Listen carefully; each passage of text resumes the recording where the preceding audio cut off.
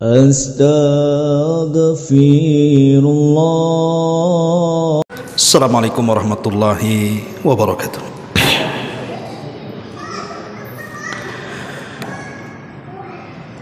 Bihamdillahi wassalatu wassalamu ala rasulillah wa ala alihi wa sahbihi wa mawalah wa la hawla wa la quwata illa billahi wa ba'du. Alhamdulillah, segala puja dan puji hanya milik Allah subhanahu wa ta'ala. Salat dan juga salam kita hadiahkan kepada Rasul kita Nabi besar Muhammad sallallahu alaihi wa ala alihi wasallam. Ma'asyiral muslimin yang dimuliakan Allah subhanahu wa ta'ala, alhamdulillah, malam ini insyaallah kita akan mengkaji satu tema dari hadis Abi Hurairah radhiyallahu an, dan hadis ini tergolong hadis qudsi. Kita tahu bahwa hadis qudsi itu berbeda dengan Al-Quran, walaupun sama-sama firman Allah subhanahu wa ta'ala. Karena kalau Al-Quran itu makna dan lafadznya langsung dari Allah, tapi kalau hadis qudsi itu maknanya dari Allah tapi lafadznya dari Nabi sallallahu alaihi wasallam. Dan Quran itu lewat perantara Jibril. Kalau hadis qudsi tidak ada perantara antara Rasul dengan Allah subhanahu wa ta'ala. Al-Quran diibadahi bacaannya. Kalau kita baca Quran satu hurufnya 10 pahala, tapi hadis qudsi tidak. Dan Al-Quran dibaca dalam solat, sementara hadis qudsi tidak dibaca dalam solat. Bagi sebagian para ulama mengatakan membaca Al-Quran disunahkan berwudu, tapi baca hadis qudsi tidak disunahkan berwudu. Artinya banyak perbedaan soal Al-Quran dengan hadis qudsi, walaupun sama-sama qala Allahu azza wa jalla, Allah berfirman. Baik dalam Sahih Bukhari dan Muslim dari hadis Abu Hurairah radhiyallahu an, Rasul bersabda, yaqulullahu tabaraka wa ta'ala, Allah subhanahu wa ta'ala berfirman, ana inda dhanni abdi bi wa ana ma'ahu idza dzakarani fa in dzakarani fi nafsihi dzakartuhu fi nafsi wa in dzakarani fi mala'in dzakartuhu fi mala'in khairi minhum. Dari Abu Hurairah radhiyallahu an, Nabi sallallahu alaihi wasallam bersabda, Allah berfirman, sesungguhnya saya bersama prasangka hambaku, dan aku akan bersamanya. Jika dia mengingatku dalam dirinya, aku pun akan mengingatnya dalam diriku. Tapi jika dia mengingatku di tengah-tengah keramaian manusia, maka aku pun akan mengingatnya di tengah keramaian para malaikat di atas sana, jauh lebih baik dibandingkan dia mengingatku. Hadis ini ikhwatu fiddin muliakan Allah azza wa jal, bicara tentang keajaiban zikir. Kita sering berzikir, baik selepas sholat ataupun zikir pagi petang, atau sebelum tidur dan bangun dari tidur, dan begitu seterusnya. Terkadang kita kurang bergairah berzikir itu. Apa masalahnya? Masalahnya karena kita tidak paham apa itu zikir. Maka kajian di malam hari ini kita akan mengupas apa rahasia zikir dan apa zikir itu sendiri. Karena begini, ikhwatu fillah muliakan Allah azza wa jalla, kita bayangkan di sekitar kita Kekuasaan Allah Subhanahu wa taala itu terbentang di mata kita. Ketika kita melihat langit, di situ ada kekuasaan Allah. Ketika kita melihat ke bumi, di situ juga banyak kekuasaan Allah. Bahkan ketika melihat diri kita sendiri dalam kaca, itu ada kekuasaan Allah. Wa fi anfusikum afala tubsirun, dan pada diri kalian itu ada tanda kuasa Allah. Artinya bahwa di sekeliling kita itu tanda-tanda kuasa Allah banyak, baik nikmatnya, kemudian kuasanya, penciptaannya, dan begitu seterusnya. Tapi kekuasaan yang terbentang di mata kita, terkadang kita dilupakan dari Allah, padahal Allah di depan mata dengan kekuasaannya, tapi kita dilupakan pula menyebut-nyebutnya. Ya tentu faktornya banyak. Salah satunya karena syaitan, hawa nafsu, faktor dunia, dan begitu seterusnya. Tapi yang ingin saya jelaskan di sini tentang apa makna zikir, apa tingkatan-tingkatan zikir, apa keutamaan-keutamaan zikir, dan apa pandangan Al-Quran tentang zikir. Inilah pembahasan, mudah-mudahan cukup sampai Isya. Ma'asyiral muslimin yang dimuliakan Allah Subhanahu wa taala, ulama bahasa mengatakan makna zikir itu artinya lawan daripada lupa. Zikir itu artinya ingat, berarti lawannya lupa. Dalam bahasa Arab, laki-laki zakar, za kaf ra, zakarun. Kalau perempuan unsa. Kenapa laki-laki disebut zakar? Dari kalimat zikir. Karena laki-laki itu lebih banyak ingatannya dibandingkan perempuan. Jadi kekuatan ingatan laki-laki itu lebih dibandingkan ingatan wanita. Atau yang kedua, karena laki-laki itu lebih banyak disebut dibandingkan wanita. Makanya laki-laki dalam bahasa Arab disebut zakar, karena daya ingatnya yang kuat. Kemudian karena juga banyak disebut dibandingkan wanita. Makanya dalam dunia persaksian, perempuan itu dia separuh dari laki-laki. Laki-laki satu, perempuan dua, kan gitu. Itu secara bahasa bahwa zikir itu artinya ingat, lawan daripada lupa. Atau ada yang mengatakan bahwa zikir itu sesuatu yang terucap dalam lisan. Berarti kalau ini maksudnya lawan daripada diam. Jadi zikir itu ada dua, lawan daripada lupa, ingat, atau lawan daripada diam, artinya bunyi. Ya, itu secara bahasa.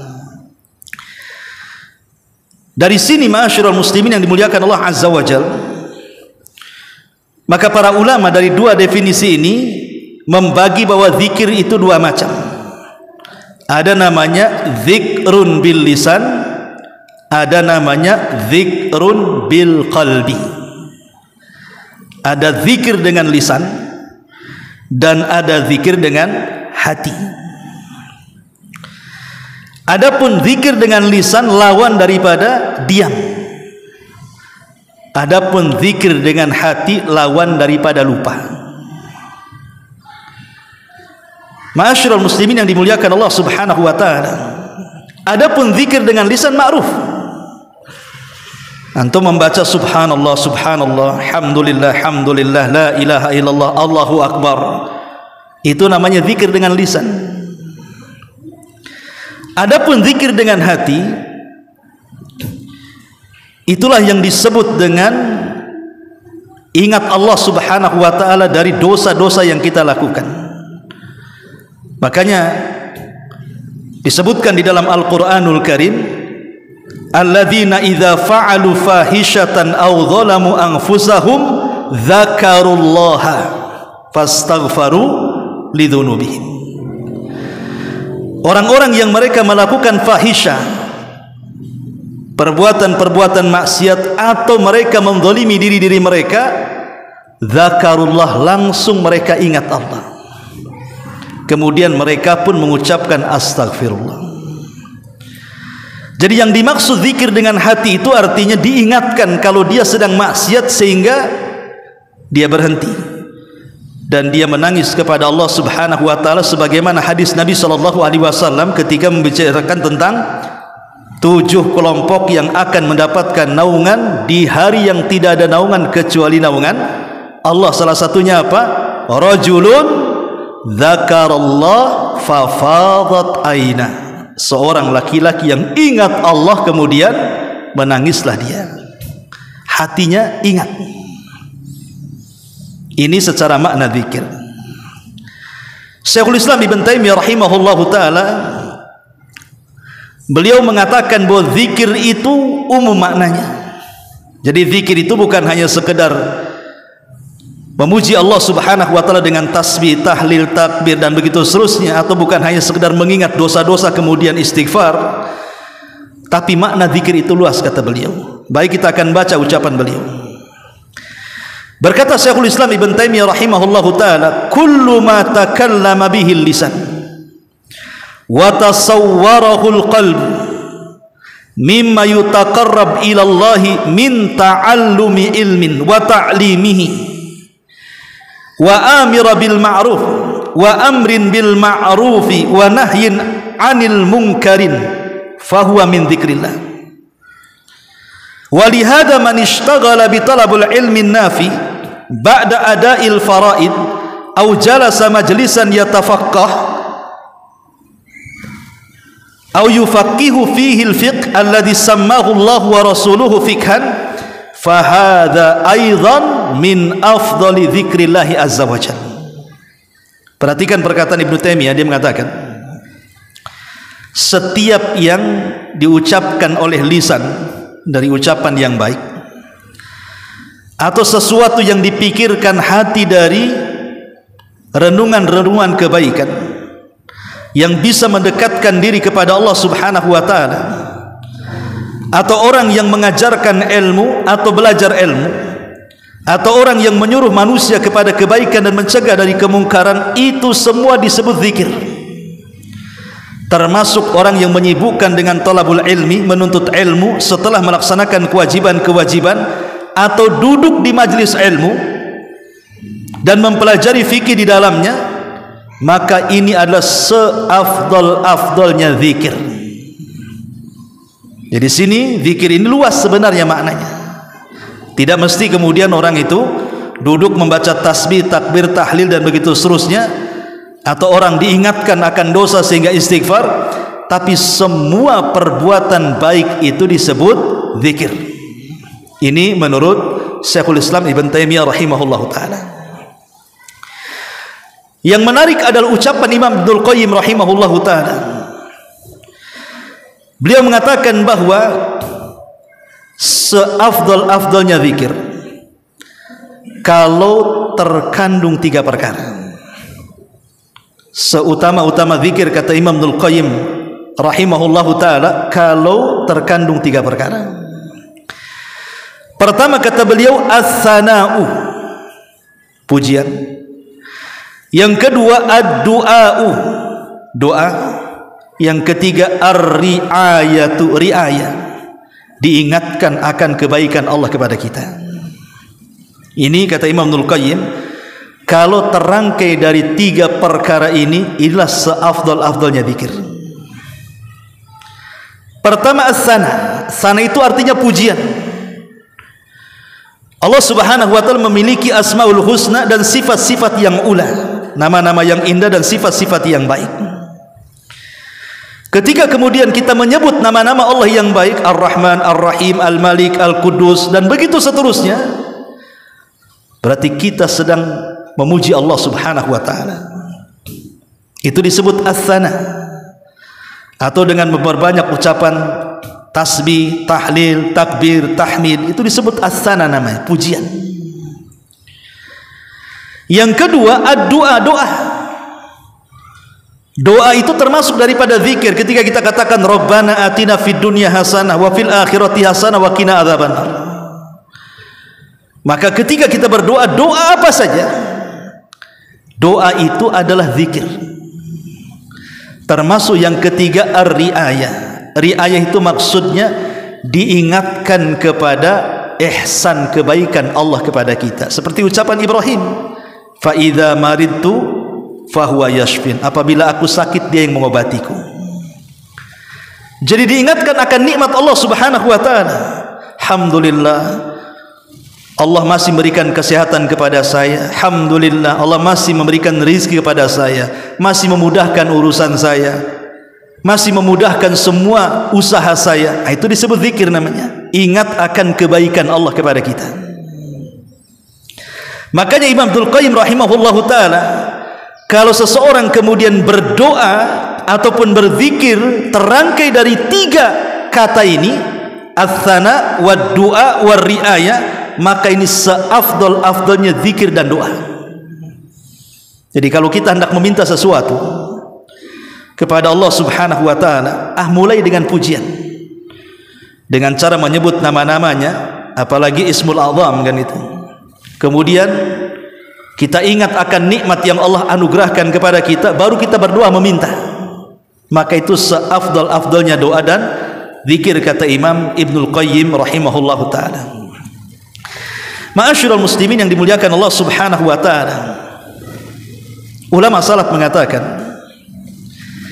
zikir itu adalah ruhnya sebuah amalan.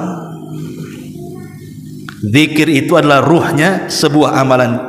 Jasad antum kalau tidak ada ruh pasti mati. Jasad itu akan hidup kalau ada ruhnya.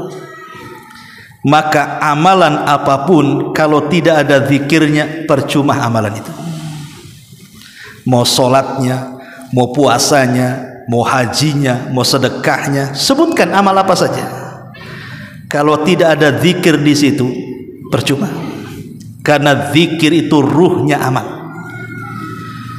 Dari sini Nabi SAW mengatakan apa? Mathalul ladzi yadhkuru rabbah wal ladzi la yadhkuru rabbah kamathalil hayyi wal mayyit. Permisalan orang yang mengingat Rabbnya dengan yang tidak mengingat Rabbnya, permisalannya sama dengan orang hidup dan orang mati. Selama dia mengingat Allah, hidup dia. Selama tidak ingat Allah, mati dia. Makanya kita lihat Nabi SAW selalu memerintahkan kita dalam setiap ibadah dan aktivitas apapun dimulai dengan kata apa? Basmalah. Antum kalau kemana saja, melakukan apa saja, perbuatan apa saja, kerja apa saja, ucapkan basmalah. Keluar rumah, bismillahi tawakkaltu 'ala Allah la haula wala quwata illa billah. Masuk ke masjid, bismillahi Allahumma aftahli abwaba fadlik. Masuk kamar mandi, bismillahi a'udzubillahi minal khubthi wal khaba'ith. Ketika kita bergaul dengan istri kita di malam, bismillahi Allahumma jannibish syaitan wa jannibna syaitan ma razaqtana. Semua doa, semua zikir, semua amal soleh, lakukan zikir di situ. Minimalnya baca basmalah. Karena amal apapun kalau tidak Allah disebut di situ, maka terputus barokahnya. Makanya kenapa para ulama mengatakan bahwa zikir itu adalah ruhnya amal. Orang kalau sholat tidak ingat Allah, sholat anda untuk siapa? Allahu Akbar, khusyuk dia. Tapi Ali radhiyallahu mengatakan ada orang itu disebut khusyu'un nifaq katanya. Apa khusyuk nifaq wahai Amirul Mukminin? Maksudnya Ali bin Abi Thalib, orang yang kalau sholat gak bergerak, badannya khusyuk, tapi akalnya entah ada di mana-mana. Ya, memang dia khusyuk gitu ya, rukunya, sujudnya, tasyahudnya, tapi otaknya di mana tuh? Badannya di Nurul Ilmi, ruhnya itu di Nagoya sana.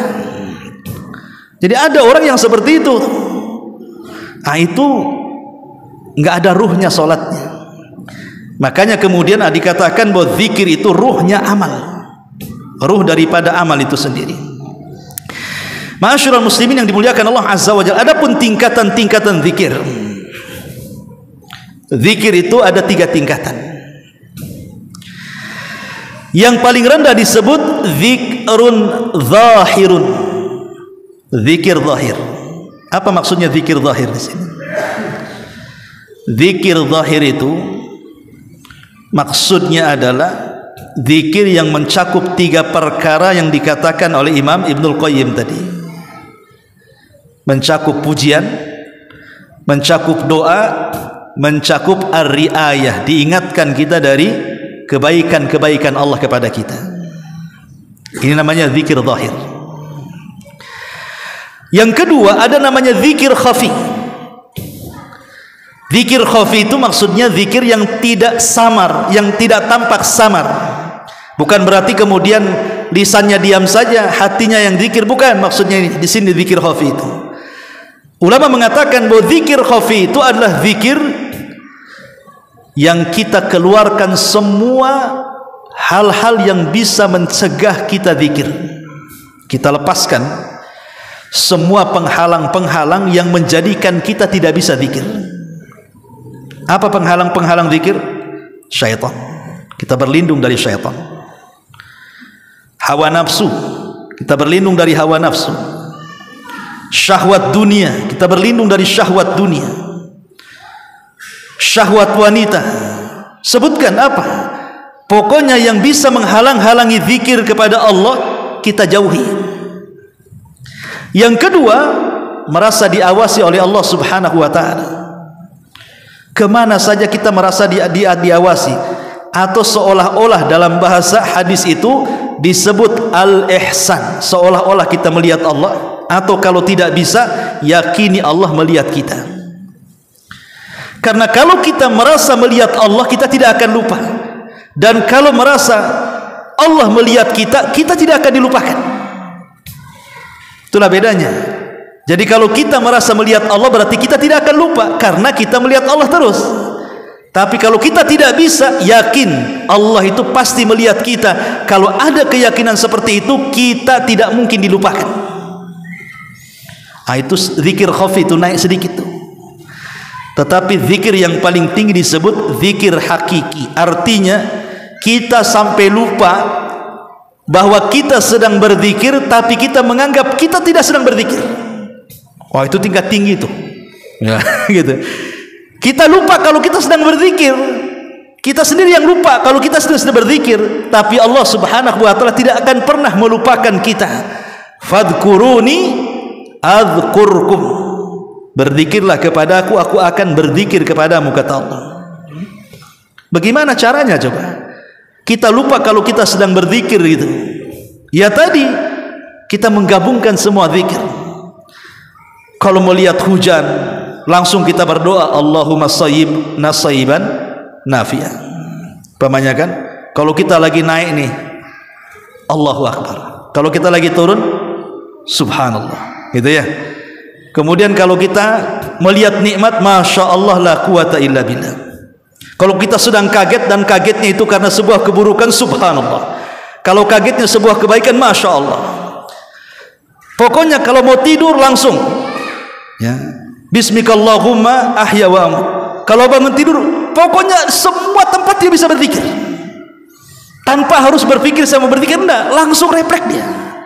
Dia lupa kalau dia sedang berzikir itu. Ini tingkatan, ini mungkin tingkatan para nabi yang kayak kalau kita kan kadang-kadang diingatkan sama istri, udah baca belum? Kan kita ini bukan ahli zikir, ahli ghaflah namanya ya, lawan daripada zikir ya.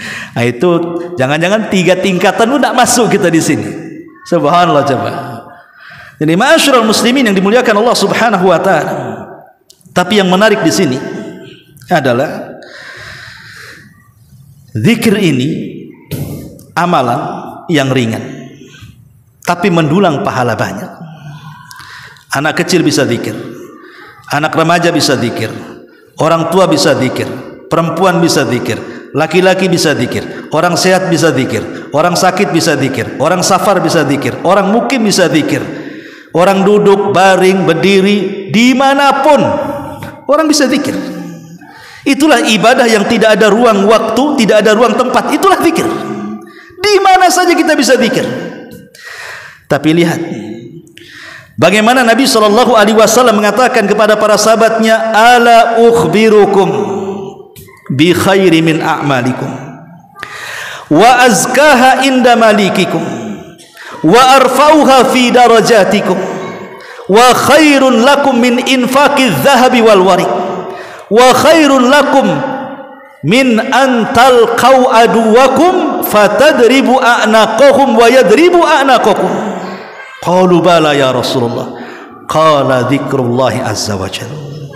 Kata Nabi, maukah ku habarkan kepada kalian amalan yang paling baik? Satu, bisa membersihkan hati-hati kalian. Dua, bisa mengangkat derajat kalian di sorga. Tiga, lebih baik daripada infak emas dan perak, lebih baik daripada berjumpa musuh dalam peperangan engkau membunuh atau engkau dibunuh.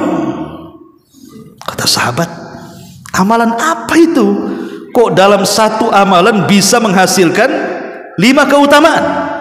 Amalan terbaik, bisa membersihkan jiwa, mengangkat derajat, lebih baik daripada infak emas dan perak, bahkan lebih baik daripada jihad dan mati syahid. Sahabat mengatakan, tentu Rasul. Amalan apa itu? Maka Rasul mengatakan, zikrullah, berzikir kepada Allah Azza wa Jalla. Bahkan dikatakan oleh masyayikh, ucapan satu kali tasbih subhanallah itu lebih baik daripada dunia dan isinya.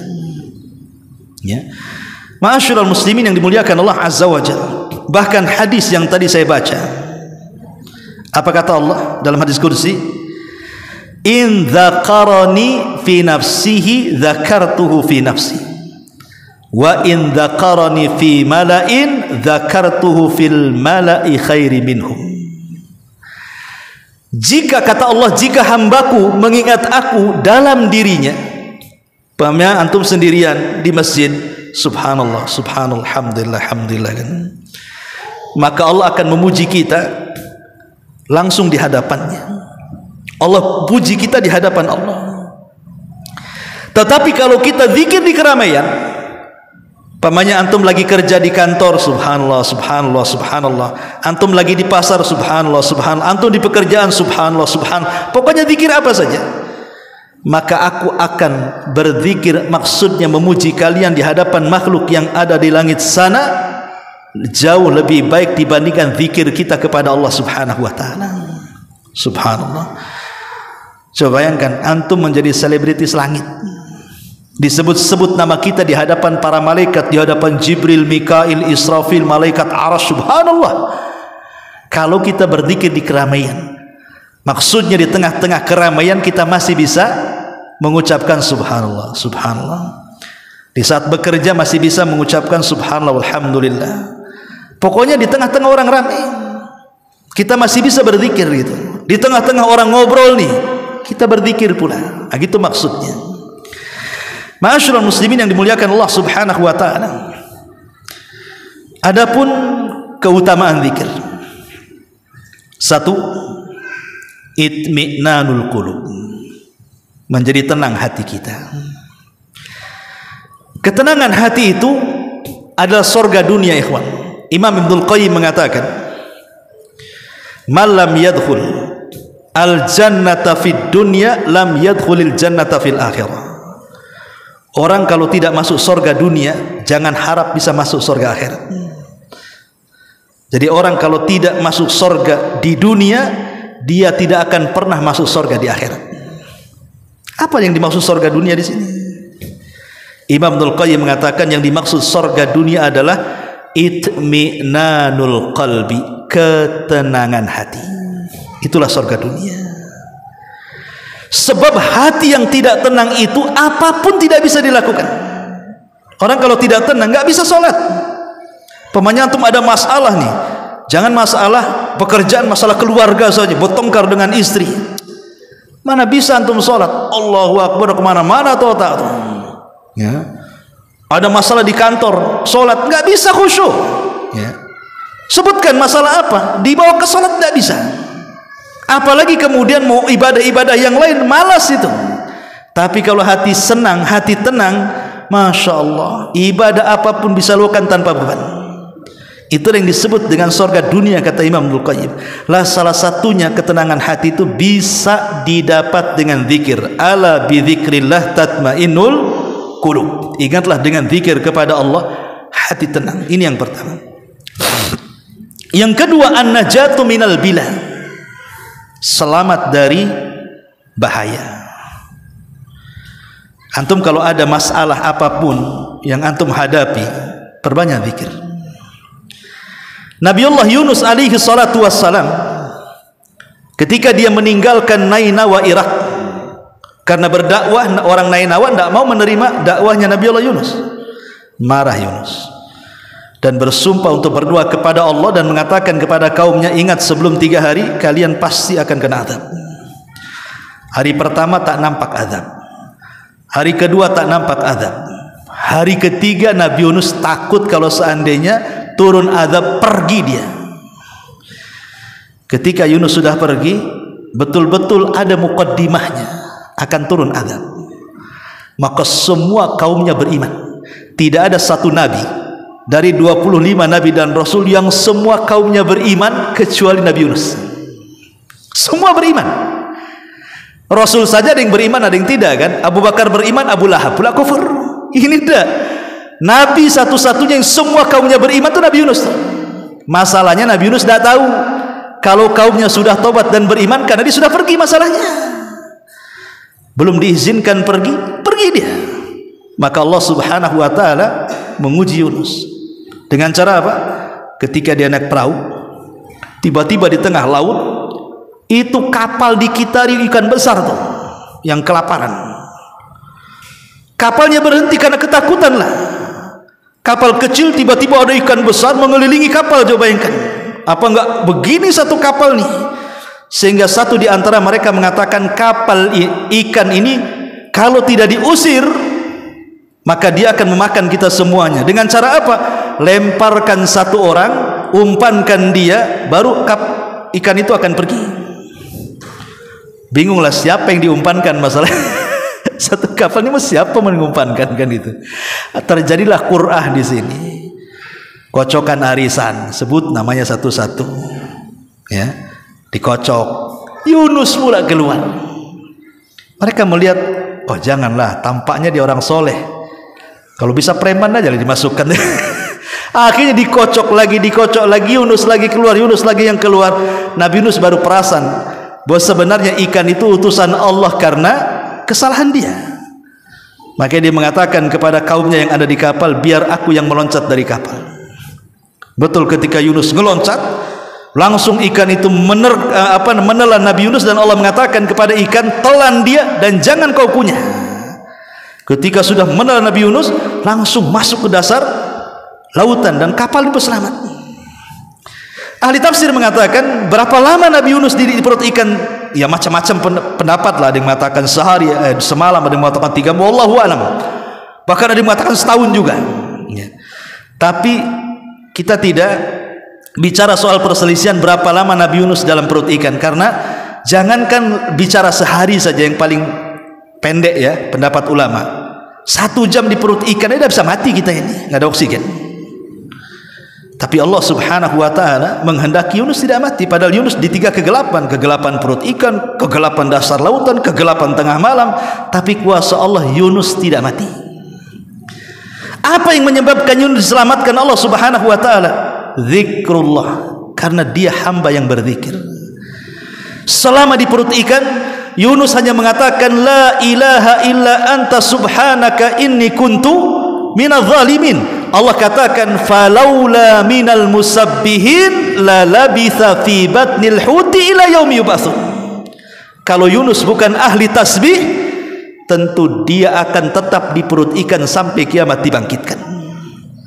Ketika Yunus terus bertasbih, berzikir, akhirnya Allah takdirkan Yunus diselamatkan, dimuntahkan lagi ikan itu, keluar Nabi Yunus hidup-hidup. Dari sini ada faedah apa? Zikir ini bisa menyelamatkan dari bala. Apapun urusan antum, apapun masalah antum, perbanyak zikir. Nanti Allah uraikan. Karena kaidahnya masalah itu datang dari Allah. kalau Allah libatkan untuk menyelesaikan masalah kecil bagi Allah. Kalau kita tidak pernah melibatkan Allah dalam masalah kita, sekecil apapun masalah tidak akan ada jalan keluarnya. Karena Allah yang menciptakan masalah-masalahnya. Ya, ini yang kedua. Yang ketiga, maghfiratul dzunub. Bahwa di antara faedah zikir adalah bisa menghapuskan dosa. Coba saja umpamanya antum ngobrol dengan beberapa orang. Terkadang kalau keasikan ngobrol, terkadang mungkin jatuh ke ghibah, jatuh ke namimah, jatuh ke mencela. Kita kalau banyak orang ngobrol, kadang-kadang bercanda, jatuhlah ke dosa-dosa kan. Kita tidak tahu, karena orang yang paling, kalau orang sudah banyak ngomong tuh pasti kepelesetnya banyak tuh. Tapi Nabi SAW mengarahkan, apabila kita bermajlis, kemudian selesai kita bermajlis membaca doa kafaratul majlis, subhanakallahumma wa bihamdika asyhadu an la ilaha illa anta astaghfiruka wa atubu ilaik. Apa kata Rasul? Maka dosa-dosa di majlis itu Allah hapuskan. Maka disebut doa kafaratul majlis. Itu penting, doa kafaratul majlis itu. Bukan hanya habis kajian kemudian saya doa kafaratul majlis. Tidak. Antum duduk di warung kopi, ngobrol, habis buyar, sebelum pergi antum baca sambil pergi, ya kan? Subhanakallah bihamdika. Karena takut ketika kita bermajlis kita gibah orang masalahnya. Lah dari sini kita tahu bahwa zikir itu bisa menghapuskan dosa. Dan Allah mengatakan wadz-dzakirinallaha katsiran wadz-dzakirat a'addallahu lahum maghfiratan wa ajran 'azima. Dan orang-orang yang mengingat Allah dengan mengingat yang banyak, baik laki-laki ataupun perempuan, Allah sudah siapkan ampunan dan pahala besar. Dan ingat, orang dikatakan ahli zikir. Kalau antum ingin mendapatkan predikat ahli zikir, apakah setiap hari dari pagi, siang, sore, malam antum bertasbih, bertahlil, bertakbir dan begitu seterusnya baru dikatakan ahli zikir? Tidak. Ulama mengatakan seperti yang dikatakan oleh Al-Imam Ibnu Salah rahimahullahu taala, orang dikatakan ahli zikir itu kalau dia melanggengkan zikir di 4 tempat. Pertama, zikir selepas sholat. Selepas sholat kita berzikir. Yang kedua, zikir ketika sebelum tidur dan setelah tidur. Yang ketiga, zikir pagi dan petang. Zikir pagi dan petang. Sudah nih, zikir pagi dan petang. Kemudian yang keempat, ada yang mengatakan zikir keluar rumah. 4 perkara ini. Pertama, zikir selepas sholat. Yang kedua, zikir pagi dan petang. Yang ketiga, zikir sebelum tidur dan sesudah. Dan yang keempat, zikir ketika keluar rumah. Kalau antum bisa melakukan setiap hari, maka antum disebut ahli zikir. Itulah yang Allah mengatakan, ya ayyuhalladzina amanu dzkurullaha dzikran katsira. Wahai orang-orang yang beriman, berzikirlah kepada Allah dengan zikir yang banyak. Maksudnya disebut ahli zikir bukan terus zikir, sariawan lah kita dibuatnya. Maksudnya cukup di 4 tempat ini saja antum lakukan, itu termasuk ahli zikir. Dan kalau disebut ahli zikir berarti akan banyak keutamaan yang antum dapatkan. Abu Hurairah radhiyallahu anhu, dia mengatakan salasatun, menukilkan dari hadis Nabi, kata Abu Hurairah, Rasul bersabda, salasatun la yuraddu du'auhum. Ada 3 kelompok tidak mungkin ditolak doanya, pasti diijabah. Yang pertama, adz-dzakirullaha katsira, orang yang banyak berzikir, ahli zikir. Jadi kalau orang melanggengkan 4 zikir di 4 tempat tadi, sehingga disebut ahli zikir, doanya tidak mungkin ditolak. Ini satu. Yang kedua, da'watul madhlum, doa orang yang dizalimi tidak mungkin ditolak walaupun dia orang kafir. Apalagi yang berdoa orang muslim, orang kafir aja akan dikabulkan doanya kalau dia dari pihak yang dizalimi, bukan karena kekafirannya, karena Allah tidak suka dengan kezaliman. Kemudian yang ketiga, al-imamul muqsit, pemimpin yang adil. Pemimpin yang adil ini kalau berdoa mustajab. Tapi kalau pemimpin yang zalim, dia yang kewalat karena rakyatnya mendoakan dia keburukan. Dari sini kita tahu bahwa kalau kita sampai memiliki predikat ahli zikir, cukup melaksanakan zikir di 4 tempat tadi, maka Rasulullah SAW mengatakan doanya tidak mungkin ditolak. Artinya mustajab. Ya, ini terus salah satu daripada keutamaan zikir kepada Allah Subhanahu wa taala. Ini juga di antara keutamaannya. Kemudian juga di antara keutamaan berzikir kepada Allah Subhanahu wa taala,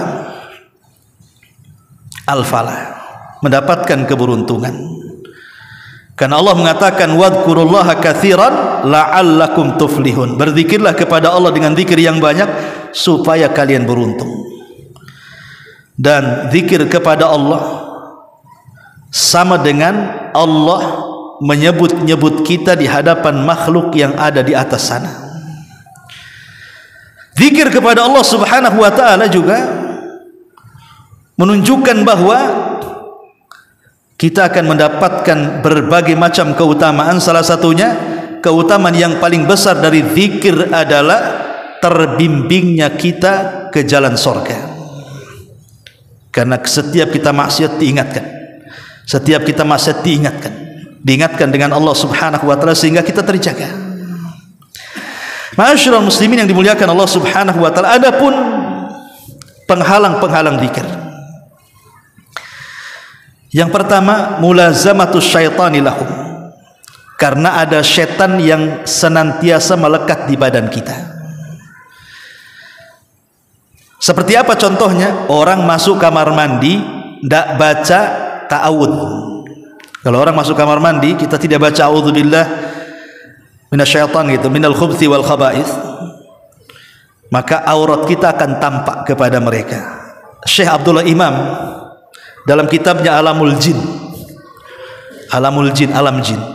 Syekh Abdullah Imam menyebutkan salah satu jatuh cinta jin kepada manusia adalah ketika aurat kita terus tampak di hadapan mereka. Kapan itu? Ketika masuk kamar mandi tidak berzikir, tidak ta'awud dari khubthi wal khaba'ith, maka lama-lama setan akan nonton aurat kita terus, lama-lama jatuh cinta. Dan itulah sebahaya bahasa jin yang disebut dengan jinnul asyik namanya, yang akan melekat pada badan kita. Maka kalau sudah banyak setan di badan kita, itu sulit untuk berzikir, ya. Kemudian juga yang kedua, hawa nafsu.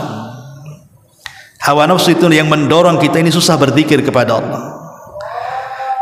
Di mana setan melahirkan syubhat dan hawa nafsu melahirkan syahwat. Kalau ada syubhat dan syahwat, sulit kita berzikir kepada Allah Subhanahu wa taala. Inilah diantara, dan banyak lagi penghalang-penghalang zikir, dilalaikan dari anak-anak, keluarga, kawan-kawan yang jahat, cinta dunia, dan begitu seterusnya. Itulah diantara penghalang-penghalang zikir. Tapi masih banyak pembahasan, tapi sudah isya. Kita lanjutkan dengan kesempatan. Mudah-mudahan ada manfaatnya. Subhanakallahumma bihamdika asyhadu an la ilaha illa anta astaghfiruka wa atubu ilaik. Allahu ta'ala alam. Assalamualaikum warahmatullahi wabarakatuh.